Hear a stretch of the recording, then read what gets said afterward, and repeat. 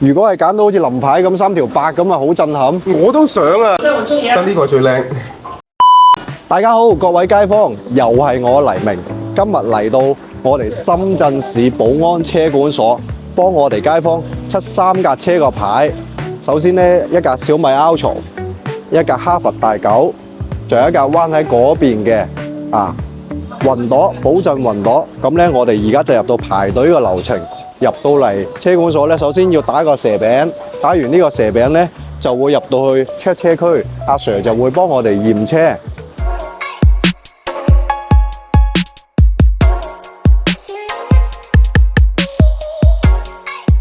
上一集講到咧，我哋所有提車 check 車嘅資料咧，係由四 S 店提供俾我哋嘅。咁咧，我哋就準備好，預先咧嗌車主俾低我哋3張證件、回鄉卡、居住證同埋香港嘅身份證。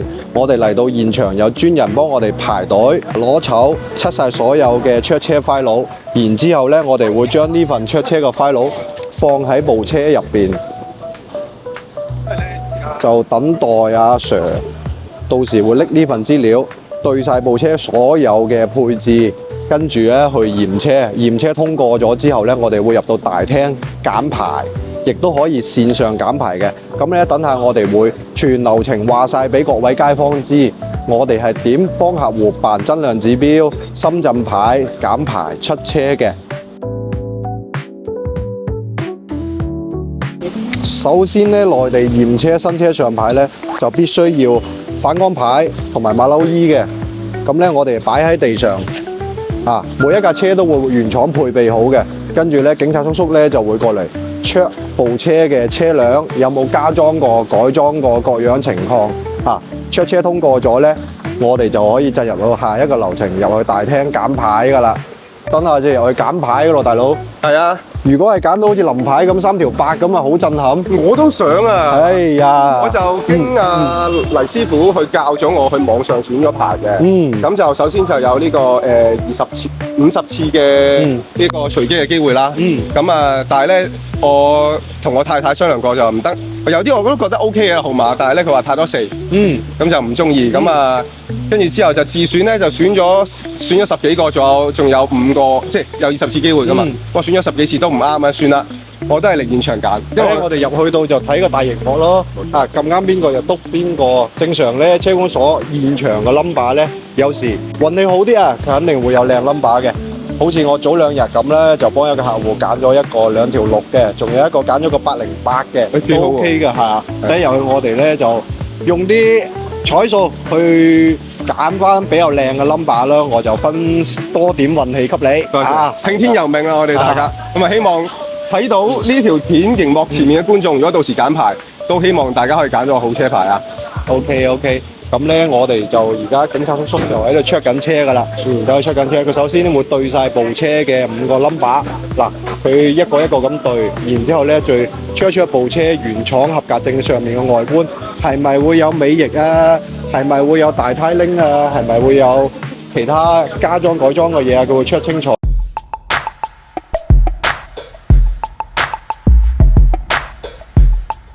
啱先咧，我哋小米 Ultra 嘅街坊架車已經驗好咗啦。而家嚟到呢架車呢個哈弗大9嘅街坊，首先咧我哋就會將3個牌啊、反光衫啊各樣嘢擺放好，跟住等阿 Sir 過嚟 check 完架車，check 完架車咧就可以進入到業務受理大廳入邊揀牌，揀完咗牌咧就可以出好所有證件，跟住回程。終於又嚟到揀號嘅流程啦，2分鐘時間，我哋揀出50個幸運 number。佢不停咁跳，搖波啦。我知道，我等，好像等他一會，然後他才會好一點的。3、2、1。3點查看備選號碼，號碼進行選列。一眼就看出來了，聊到9肉了。這個證明16938，16969喎。呢個都叫6969靚喎， 6969可以喎，睇下有冇其他先，仲有90幾秒，反正慢慢嚟。 680 00682 00682好 B 00682都係16969好啲。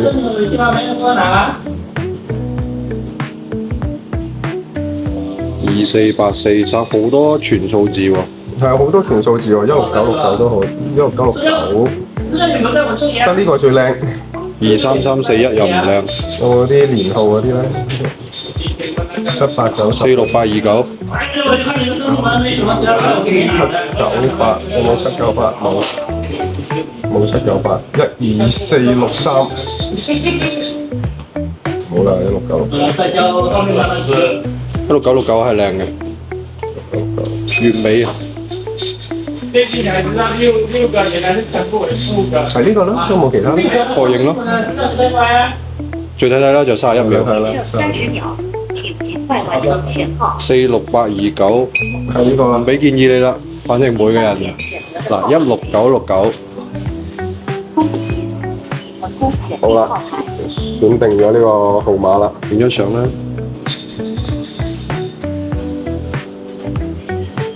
好，完成編號。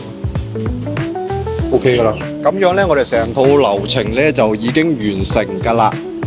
跟住咧，啱先揀個號牌咧，都好啱呢位街坊，都唔錯。係啦，神數字。比網上揀好。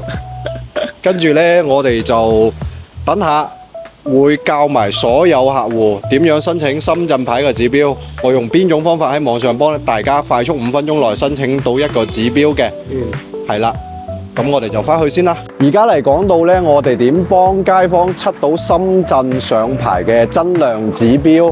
首先呢，我會發送一個 QR code 二維碼 send 往俾你，跟住呢，你掃一掃呢個二維碼，入邊呢就會有你登錄所有嘅信息。